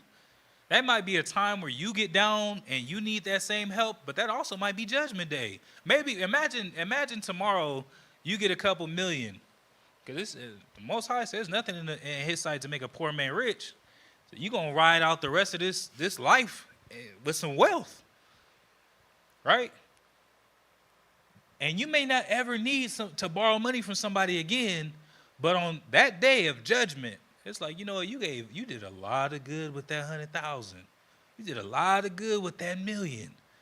You affected a lot of good people. It's a multitude of people to his left, all saying, yeah, I remember the time you helped me. He like, all right, I can mess with that. You got 300 people that came on judgment to be able to attest to you helping them. All right. You just might make it after all. Go ahead. Verse 11. For alms is a good gift unto all that give it in the sight of the Most High. He said it's a good gift in the sight of the Most High. Let's try to get through these last two. Let's go to Tobit. Let's stay in Tobit chapter 12 and verse 9. So we talking about alms, but this is still what you can do for your people. This is the book of Tobit, chapter 12 and verse 9. Mm-hmm. For alms do deliver from death, and shall purge away all sin. Those that exercise alms and righteousness shall be filled with life. Uh-huh. But they that sin are enemies to their own life. He said, alms doth deliver from death. You may not know. And see, that's one of the luxuries I wish we still had to this day that our forefathers had. To be able to go and speak to the Lord. To go and fall before the Ark of the Covenant. To go to the tabernacle. And to bow themselves in the temple and really be spoken to. I wish we could do that. Man, Lord, I just want a progress report. Whether you feel like you're doing good and he give you a reality check, man, you way behind, or you feel like you're doing terrible and he like, nah, I know you. I love you. It would just be nice to be able to have that connection, the way that our people had the temple, the way that they could pray and get a prayer answered, the way that they had prophets that were talking to the Lord amongst them freely. And it wasn't hard to see. They wasn't like questioning and challenging, I don't know if this is a man of the Lord. It was obvious, like, yeah, that's a man of the Lord. They had come to Samuel's house. Is the man of the Lord here? Like, nah, he left probably about an hour ago. Which way did he head? I'm going to just walk in that direction. Hopefully I just so happen to, because it was valued. Nowadays, man, we don't even have to keep talking about nowadays. Y'all see it. I hope. Y'all see it. But you never know if that could be the thing that's delivering you from death. Lord, the Most High could be up. He over it. Like, you know what? I done gave this dude, this sister so many chances. And then that be the day that you help a whole family and they just love you for it. And he like, you know what? Your last day was on this earth was going to be here. I'm going to push it back and see if I give you a little bit more time, what you going to do. It could deliver you from death. Last one. 1 John 3.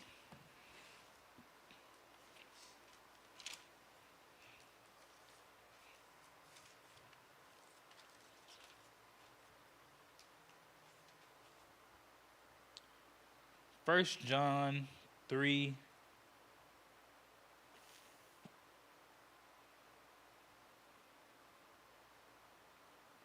Let's start at verse.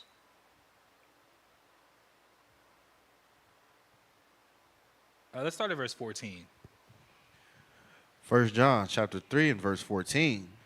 We know that we have passed from death unto life, because we love the brethren. Look at that. He said, we know that we have passed from death unto life because we love the brethren. Go ahead. He that loveth not his brother abideth in death. Whew, look how serious of an offense it is to not love the brotherhood, to not love your brother, to not love your people. He said, he that loveth not his brother abides in death. Like, man, you live there. You ain't coming out until you love your people. Look how important this is. Verse 15. We're going to read down to 18. Whosoever hateth his brother is a murderer, and ye know that no murderer hath eternal life abiding in him. He said, if you hate your brother, you are a murderer. Don't people say that all the time? They be like, I am a good person. I ain't never killed nobody. That'd be like the first thing that come out of somebody's mouth, right? Right. I ain't never killed nobody. I ain't never done it. But if you hate your brother, he said, you that's the equivalent of murder. if you hate somebody, if you really hate them, you probably would kill him in the right circumstance. You probably would. If a lot of people would be a lot worse if they knew they can get away with it. People scared of cameras and Big Brother and Eye in the Sky and satellites, man, you should fear the Most High. Yeah, that's who's gonna be rolling back the tapes. Forget a courtroom, forget a judge. The Most High got the angels recording. That's the tapes that's really gonna get rolled back to see what really was what. He said, if you hate your brother, you're a murderer. Actively. He said, and no murderer hath eternal life abiding in him. He said, man, if you hate your brother, you can give it up. There's leaders of congregations that hate other righteous men in Israel. He said, hang it up. Whatever jersey you got on, go hang it up. Hang it up. 187. Right. You're committing murder. That's what thus saith the Lord. You're a murderer. Until you get that right with your brother, go hang that jersey up. You ain't on this team. You're not playing for this team right here. You got the wrong playbook. You might not even know what playbook you going from, but it's like it's in you. You just know the route. Yeah, because Satan got you. You hate your brother without a cause? And somebody going to be like, well, I do got a cause. I got to reach out like that. A righteous cause, right? Is it a righteous cause? Can I sit up here and look in this Bible and say, oh, yeah, that was pretty bad? Right. And even then, I can sit up here and see all the times that we're supposed to reconcile. So now, if you can come back to the table and try to deal with it, there would be something to deal with. But if you done came to the table 2, 3, 4, 5, 10 times and you still hate your brother, you're cooked. You're going to be one of them, what is that, Matthew 7? Lord, did not we do great works in thy name? Did not we cast out devils? He go, who? Man, I never knew you. Never. Depart from me, ye worker of iniquity. I never knew you. You're like, but I kept the Sabbath. I was at every new moon, but you hated your brother in every feast. How you going to sit up here and have a cup and toast the brotherhood knowing you hate somebody? Where they do that at? How you going to sit up here and celebrate brotherly love, celebrate your brothers, celebrate Yahweh Shai, celebrate these feast days, knowing that in the back of your mind is somebody you wish you could catch? What type of love is that? He said, there's no eternal life abiding in him. Yes, go ahead. Verse 16. Hereby perceive we the love of Yahweh, because he laid down his life for us, and we ought to lay down our lives for the brethren. And that God is talking about Christ. It said, because he laid down his life for us. We know that we love God. We love the Most High through our love of Christ. We love Christ through our love of the brethren. He said he laid his life down for us, and we ought to lay our lives down for the brethren. And that's not just talking about death. Go ahead. But whoso hath this world's good. So he said, but if you got the good of this world, maybe you got riches. Maybe you ain't hurting. You got something you can offer somebody. Go ahead. And seeth his brother have need, and shutteth up his bowels of compassion from him, how dwelleth the love of God in him? He said, but if you have this world's good, and you see your brothers in need, and you shut up your compassion, he said, how you going to say you have the love of God in you? And you're not willing to help, and you're not willing to do. Sometimes you just got to let stuff go. Sometimes, and that's how you know, you just got to, somebody might want a cup of liquor. You got a whole bottle. You just freshly cracked. You like, man, they might not ever offer or do or whatever. Just give them a cup. You got a plate. You order some food. They hungry. Just give them something. Because it's like, man, you might not be somebody who I always spend time with, but I don't hate you. I'll give. What else? What you need, Doc? What you need, sis? Verse 18, last verse. My little children, let us not love in word, neither in tongue, but in deed and in truth. He said, let us not love in word. I love you, bro. I'm telling you, I love you. Hey, man, I'm going through it, bro. I don't know what's about to happen. I don't know what I might do. Hey, man, I'm actually in the middle of a movie. You think I could? I'll be like, damn. The movie was more important? God damn. What, in what circumstance? And they're watching Sinners. Right. Wait, in there chilling. In there chilling, talking about, man, I ain't going to be able to get these $13 back. Like, whoa. He said, let us not love in word or in tongue. Don't be with just a lip service. Show up. But in deed and in truth. So all praises to the Most High. I know we bounced around a lot. There was actually a lot that wasn't in this. But hopefully this was still edifying. And hopefully this still paints some level of a picture for the love and the devotion and the action behind loving our people and loving the righteous, our brethren, the saints, as we need to build a foundation and to grow within this walk. All praise to the Most High Israel. We appreciate you tuning in with us tonight. And with that, we say Shalom.